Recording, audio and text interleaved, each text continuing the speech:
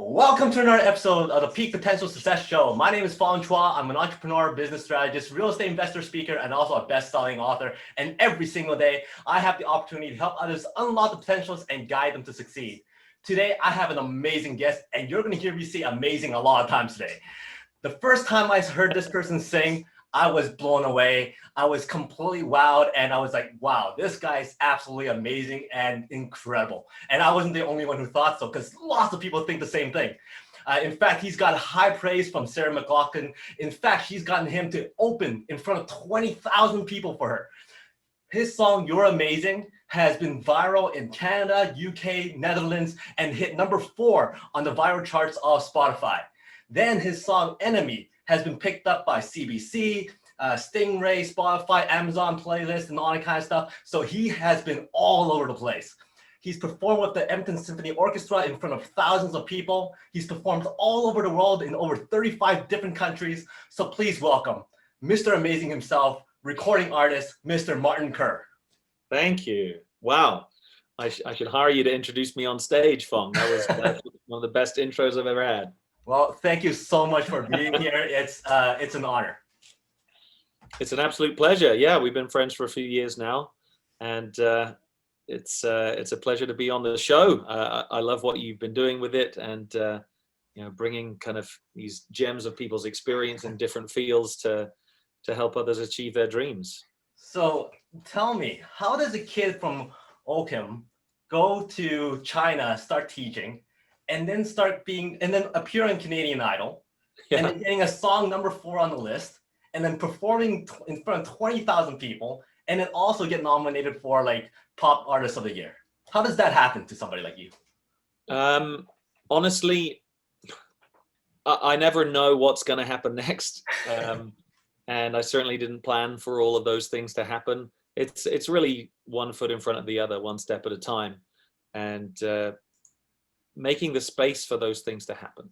So it all started with a dream, basically, that I loved music, I loved singing for people, and I loved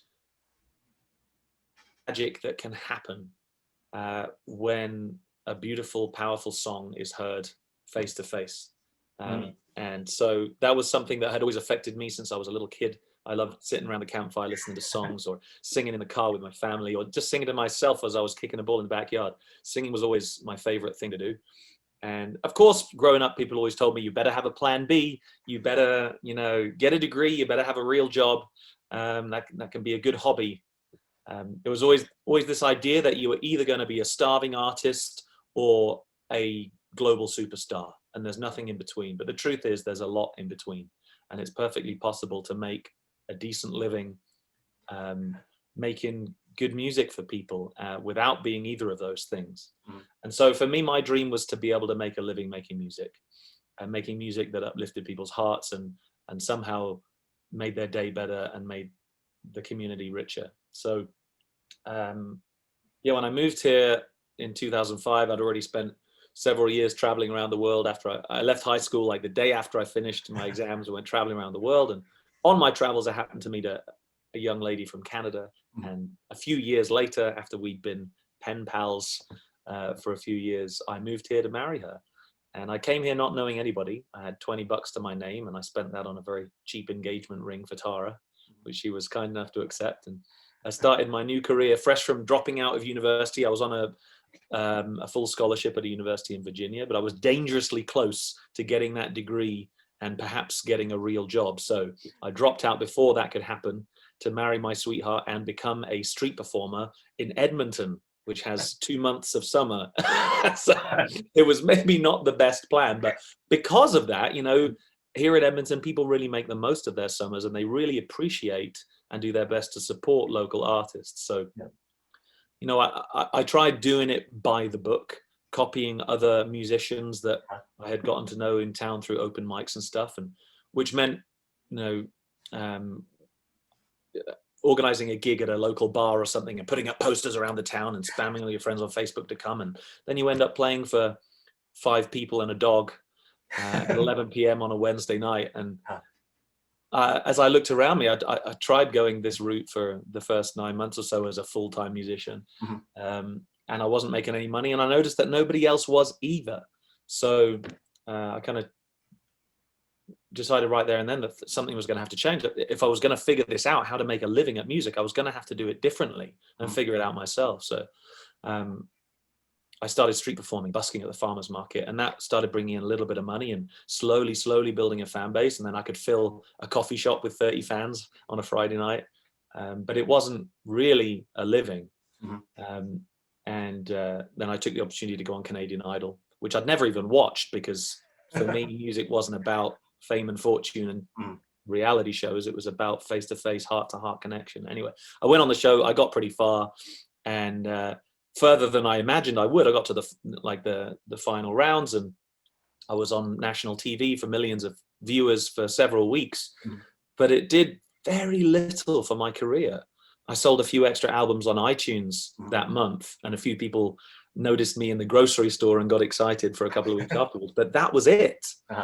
And I realized very quickly that I was going to have to build this from the ground up, and that kind of exposure that everyone's so desperate for is worth very little in the real world, because it passes so quickly and immediately people are on to the next thing. There's always something new coming down the pipe. So I had to build real relationships with people in my community. And so I took the street performing thing to the next level, and I went out there every single day. Whenever the weather was, tolerable, I would be out on the street at lunchtime downtown, and I found a good spot setting up next to a hot dog stand where there was always people coming out at the lunch hour from office buildings and stuff. And I started making a decent living. That hot dog vendor must be like, great, yes, stand right He here. was super excited because people would stay.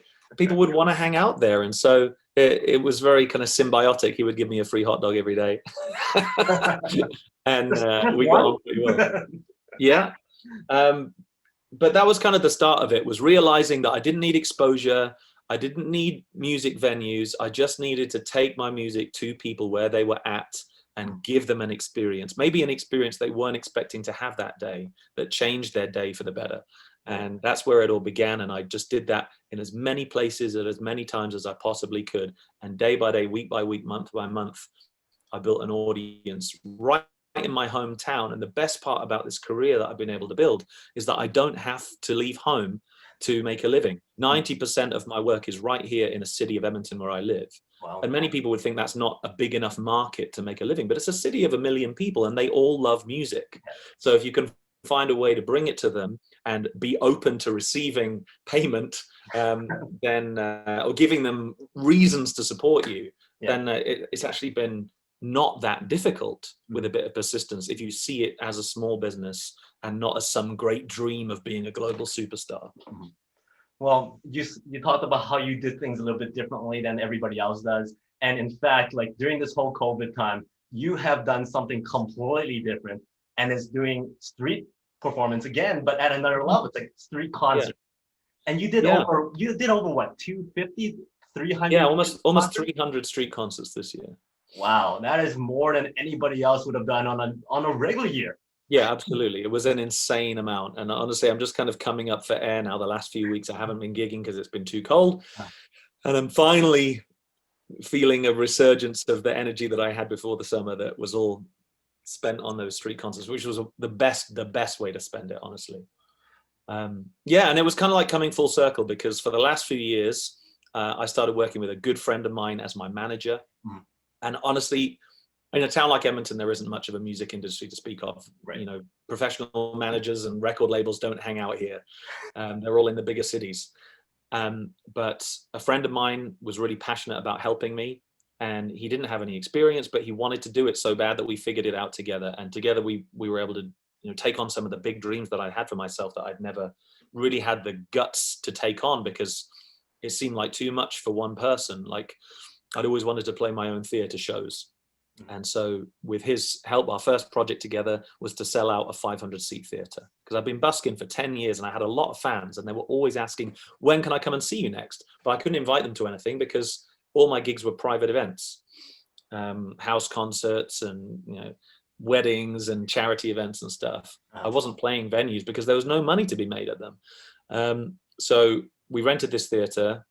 I put down all my busking savings, and literally at street performances, my friend Anthony would sit had a table next to me where I was performing and sell tickets to passers-by who looked interested. And we sold out that 500-seat theatre. And it was so exciting. I was so nervous to play for a full house at my own show, and everyone was there to see me. But we did it. And then we took the profits from that and we doubled down and rented a theatre 3 times the size, the Winspear Centre in Edmonton, which is our symphony hall. And we sold that out too, which was utterly incredible. And again, I was super duper nervous, but we got through it. In fact, the very first song, I totally forgot the words. I even forgot to pick up my guitar off the stand and started singing the wrong words. But we pulled it out of the fire, and the show was great. And it was because I was so overwhelmed walking out onto that stage and hearing the whole theatre erupt in applause for me. I just totally forgot where I was for a second. But that was an incredible experience. And so the last few years, we've been building this incredible thing. We got an album in the top 10. I got to play with Sarah McLachlan at Rogers Place, our big hockey stadium here in town. And I played folk festivals here in Edmonton and in Vancouver. Things were really taking off. And we had a big year planned for 2020 with a bunch of touring, theatre shows, festivals, and it all got cancelled. Just like everyone else, all our big plans were thrown out of the window. And we had to think on our feet. And honestly, in March, when the lockdown started, we were thinking, you know, how long can we live off these savings? When am I going to have to fire my manager? How long can I support my family on rice and lentils?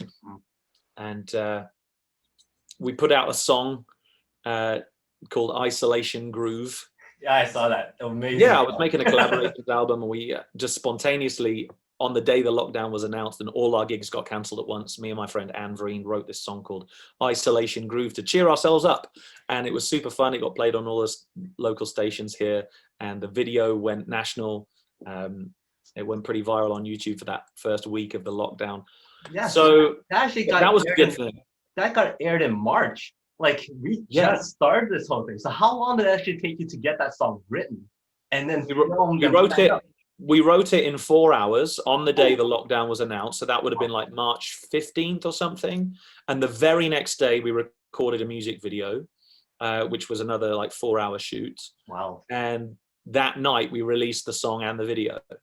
So it was like 48 hours from coming up with the idea to releasing the song with a full music video with choreography. And it was super fun. And you got to make a mess too. We made a huge mess. There was like a giant ketchup fight and there was toilet paper everywhere. So we had hazmat suits on, and it was pretty fun. Talk about speed of implementation. That must be a record. 48 hours from start to finish. And you got a whole full-blown commercialized video that went out. That's amazing. Yeah. And, you know, we had a great team to work with. This collaborations album that I was in the middle of making at Velveteen Studios here in Edmonton, working with a production duo called Towers, Brad Simons and Brandon Eunice. They're an amazing couple of musicians and producers. And so the technical side of things just went off without a hitch, and everything sounded great right off the bat.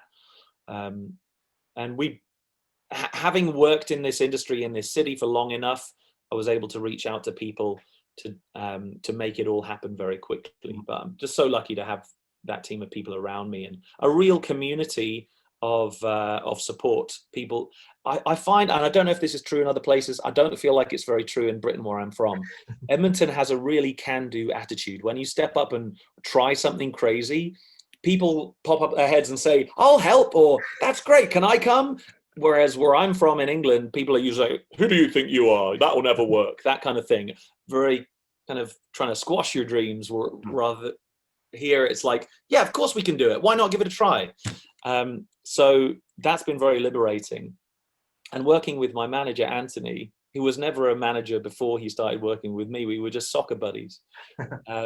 It's been very liberating working with him, because his kind of go-to, his habit is to just do it right away. Don't worry about if it's perfect. Don't worry if there's a spelling mistake. Just get it out and just do it. He very much shoots from the hip, and I'm totally the opposite. I like to read everything over 5 times and send it round for focus groups and make sure that it's perfect before anyone sees it. So that's been a really good complementarity of our working relationship, that he makes me do things before I'm ready to, but that usually leads to very good things. And that's kind of got me on a cycle of productivity and progress that I wouldn't be able to do by myself. Now, you talked about how the environment here in Edmonton's a little bit different than in Britain, and Yeah. how Britain people would be like, "Oh, that's not going to work," or I mean, I haven't lived there for 20 years, but that's, yeah, I think there is a strong cultural difference How in do terms of. you go against that when people tell you that things aren't going to work out or it's not going to happen, or oh, why are you spending this time busking when it's not going to work? Like, what do you do in your mind to shut them Oh, up? I take it as a challenge. And I think my whole career really has been about proving people wrong. Because, yeah, most people that I told about what I wanted to do when I grew up, oh, I want to be a singer, I want to be a songwriter. They're like, oh, that's nice. Yeah, what are you going to do for your real job? Wow. So I always I felt like I had something to prove, and it would be really fun to show the world that it was possible. And I still get a kick out of showing people a different way, and making a career on my own terms, a career that works for me and my family, where I can make a good living making music that I love, that has a positive impact on my community. And you know, I'm so lucky that I get to play music in my home city, because I have 3 young kids at home, and that's non-negotiable. I want to be a real dad and a real husband and a real part of my community. I love to travel too, but for so many musicians, I think they don't get to experience that because they feel like, or they do have to be on the road all the time to make a living. And COVID, of course, has changed that for a lot of people. So the way we responded to COVID was quite fortuitous and quite spontaneous, in that after a few weeks of just doing online Zoom shows and Facebook live shows, and I have to say, people were so supportive in those early weeks of the pandemic. I was blown away with the level of donations and encouragement that came in on those live shows. But the enthusiasm started to dwindle a bit because everybody was doing it. All the biggest artists in the world were doing these free online shows, and people were getting some Zoom fatigue and screen fatigue. So when the snow started to melt here in April, I got an email through my website from a fan who'd been following me for years. She said, I'm a big fan of your music, Martin. Me and my friend here, we live in an apartment building, and we're really lonely from the lockdown. We need some live music. Can you come and sing to us in our alleyway? And we're going to sit on the balcony and share a bottle of wine. Wow. And they were offering me like a quarter of my usual minimum, but I thought, why not? I've got nothing else going on. I need to sing for people. And yes, so I said yes, and I went. It was round the corner from my house, so I set up in this alleyway with like piles of melting snow and gravel all around me. And to start with, there's just these 2 ladies sitting on their balcony. And then as I started singing, all of the balconies started filling up with people in this whole apartment building. Everyone came out, and across the alley was an old folks' home, and all the curtains started opening and the windows started opening, and these old ladies and gentlemen were dancing in the windows and singing along and waving and smiling. I could see in their faces how much it meant to them to hear live music, to hear a beautiful song. You know, as the birds were coming back and people were out walking their dogs and riding their bikes, a bit of a crowd started to gather. And this was when the restrictions were very tight. So we had to be careful that the show didn't go on too long. Even a couple of police officers drove by and wound their windows down and listened to the show. So we knew we were onto something, because people obviously needed this and wanted this. And I had my guitar case out just like the old busking days, and people were dropping bills in. So it turned out really well, and I was giving CDs away on a pay what you like basis. So my manager, Anthony, posted some pictures and videos of this little show on Facebook, and the requests started coming in thick and fast. We were getting 10, 20 requests a day to do street concerts, and I could physically only play 3, maximum 4 a day. But that's how hard we went that first month. I played 65 shows in the first 30 days. Wow. And it was incredible, all over town, 1 block at a time. And we called them stay home street concerts. So in accordance with the gathering restrictions, we wouldn't announce to anyone in public where we were playing. Just the host on that street would book me, and I would come and show up on their block and set up in the middle of the street. and they would invite everybody who lived on their block to come and listen from their front yard or their balcony or their driveway. And so everyone was staying home, but still able to enjoy a street concert without having a gathering. So it was a wonderful way to bring music to people. And in those early days, it was cold. I was wearing the fingerless mittens and and a big coat and stuff. April can be chilly in Edmonton. But as the summer went on, it just got better and better. And yeah, I ended up playing almost 300 of these shows over the course of the summer. Wow. And you know, what was so beautiful about it was getting to sing for the whole community, because usually when you go to a music venue and sing, it's only the kind of people who would go to that kind of place. And usually the older members of our community, or parents with young kids, or the young kids themselves, don't go to those kind of places because it's not set up for them. But to see a whole family, all the generations together, enjoying music and singing along with their neighbors across the street and connecting heart to heart was just so wonderful. And to me, that's what music is for. It's about bringing people together and having that shared experience that unites us and lifts our spirits. Well, as we know, you already do things a little bit differently. And one of the things I really enjoy about what you do is you would really engage with the audience and your fans. And through your YouTube videos, your Facebook posts, and also you got your fan base to collaborate with you on an album too. Like you actually reached out and got them to be involved. And I thought that was very creative. Not many people do that either. Yeah, my last album, which is called Everything is Under Control, which is a great pandemic title for an album, which came up well before the pandemic. That was crowdfunded to a large extent. And so people made donations to support the album production.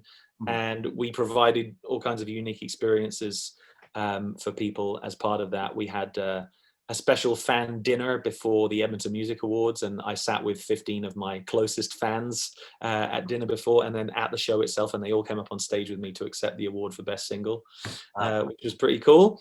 And we had a weekly brunch at my house where groups of 5 to 10 fans would come over and have waffles made by my wonderful wife Tara, and just to have, you know, a really authentic, you know, face-to-face experience, getting to know each other a bit better. So yeah, it's been a real community effort. Great. And then I know that partway through your street performing, your street concerts there, Mercedes-Benz actually caught notice too. Was that something that you guys reached out, or did they reach out to you? Well, a bit of both. My manager got an email from a lady called Cassandra asking me to do a street concert, and in her email signature it said Director of Marketing, Mercedes-Benz Heritage Valley. So he emailed back and said, yeah, we'd love to do a street concert, but instead of paying Martin, would you like to have a brand partnership and sponsor the tour? So they got talking and they hooked me up with a free car for the summer. I have to give it back on Monday. I'm a bit heartbroken, but the tour's over, so I don't need it anymore. But that was really cool. I had a free Mercedes for 6 months, which has been super, super nice for me and my family. And so, yeah, amazing good things have happened. So many people stepped up to support. I've had a partnership with the Edmonton Food Bank, which came of this too, that I'm going to be singing at their Christmas fundraiser and doing a bunch of stuff with them.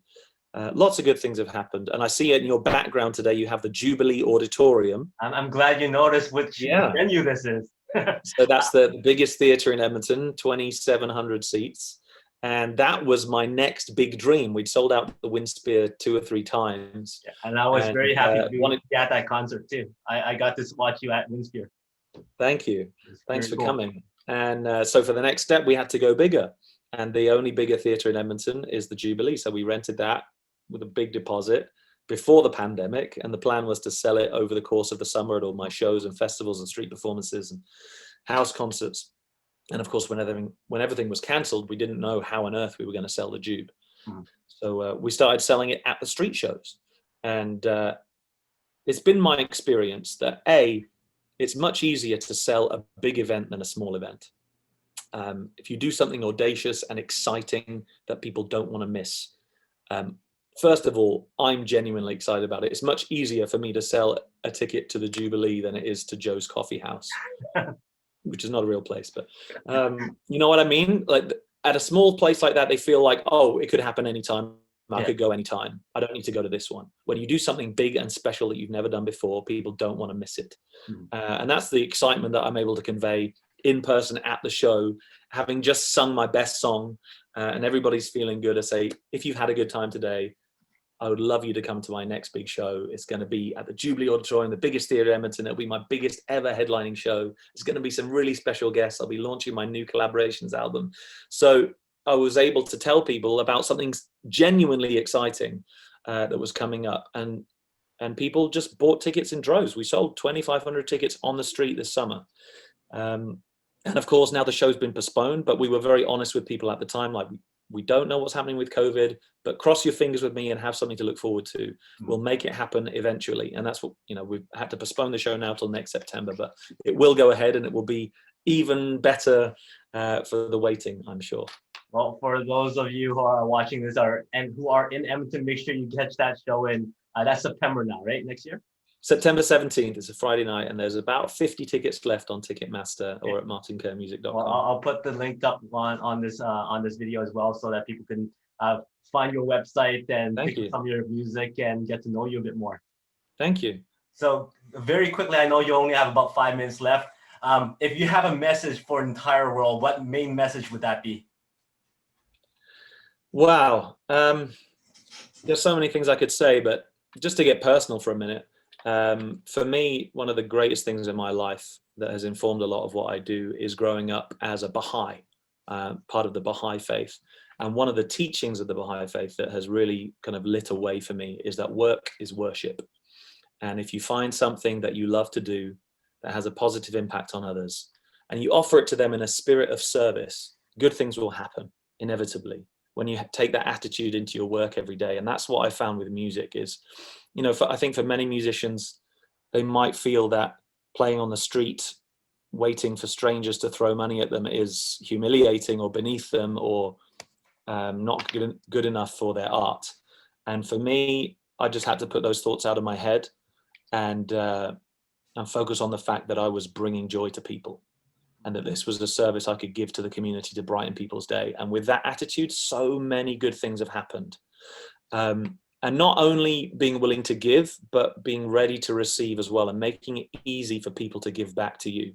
So when I'm singing on the street, I always had my guitar case open with a sign telling people what to do. And the sign used to say, take a CD, pay what you like. And that worked so well for me. I tried lots of different ways, but making it on a pay what you like model was so good for me in those early stages, because some people could only afford a toonie. And they might take a CD. A lot of people would give $20 or even $50 because they loved what I was doing and they wanted to encourage me. And so when you leave it open-ended like that, make yourself accessible to different kinds of people, and make it clear that everybody's support is valuable to you. That's been so good for me that, other struggling musicians or little kids, anybody is welcome to give what they have, as well as business owners and university professors and people who can afford to give a bit more.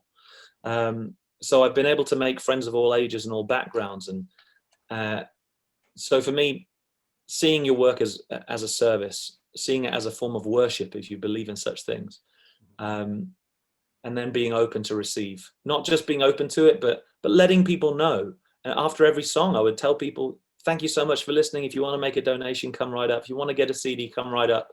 And the other thing I would have in my guitar case was a sign saying, take a card, available for events. And I have a big stack of business cards. And on the card, it said all the things I was available for. And all my bookings in the early years came from those street performances. People would take my card and call me when their daughter was getting married, or their office was having a Christmas party, or their community league was having a fundraiser. They would think of me. And every single good gig led to another gig. And I think that's true of almost every small business. Every time you have a positive interaction with a customer, every time you make someone's day better, they want to feel that again. They want to pass on the good news. And so it's built very slowly, very organically. But having big goals, big but achievable goals. I know everybody says this, but goals that are big enough to get you excited, but just small enough that you think you probably can achieve it with a bit of help. Has been how it works for me. So going from that 500 seat theatre to a 1,500 to almost 3,000, step by step. I've kind of laid out these steps of growth for myself with my manager, with my fans and my friends and my family to help me along the way. It's been really amazing to see how much people want to help when you try to do a good thing. Awesome. Very powerful words. Quick one answer questions very quickly here. Lyric or song first? Oh, it depends. It works both ways. Mm-hmm. There's no rules for me. I find that usually I'm more of a lyrics first person, Mm-hmm. but often it's a little bit of this, and then the music comes in, and then we go back to the lyrics, and then there's a bit of a back and forth to get a finished song. But there's certainly been occasions where I've written a whole poem with like 10 verses and then set it to music and just choose the best 2 or 3 verses. So I'm more of a lyrics first guy, but lately I've been working with co-collaborators, like other songwriters who are stronger on the musical and arrangement side of things, so we complement each other. If I collaborate with another lyricist, then we just end up arguing about words. Dream person to perform with? Oh, that's a tricky one. Can they be dead? Sure. They're alive, doesn't matter. Oh, I would have loved to perform with Freddie Mercury. He was a hero. Okay, so Freddie Mercury's in your dining room right now. He's hungry. What's your specialty? What are you gonna specialty? What are you gonna provide him? I've just got into making bangan bharta, which is like Indian eggplant curry, where you smoke the eggplants and burn the skins, and then you chop them up and spice them, and that's kind of fun. Aside from singing, what else can you perform? What else can I perform? Oh, well, I play guitar and I play a bit of piano, but I love to act, actually. I was in a lot of plays growing up, a lot of musical theatre. I played Tevye in Fiddler on the Roof. I played Prospero in the Tempest by Shakespeare. Wow. So I love to act. Culture. Yeah, I might get back into that. Sorting hat. Which house are you going to be in? I'm definitely a Gryffindor. I'm all about the glory. The rules don't apply to me. All right. And my final question. What is success like? Give me a number between 1 to 4. 3. 1, 2, 3. So how is success like deodorant? How is success like deodorant? Everything smells better when you're enjoying success. Awesome. Thank you very much. I know people want to be around you. Exactly. Very good. Well said. Well, thank you very much for your time. I know you have to go. Your stories were amazing. Your final message was very powerful. So thank you very much. Everybody, make sure you pick up his CDs. Like I have a few right here and I enjoyed them a lot. And make sure that you can fill the rest of the Jubilee, and all the best to you. Thank you so much. It's great to see you. And I hope some of your viewers and listeners will get in touch. Always good to make new friends. Good luck, everyone.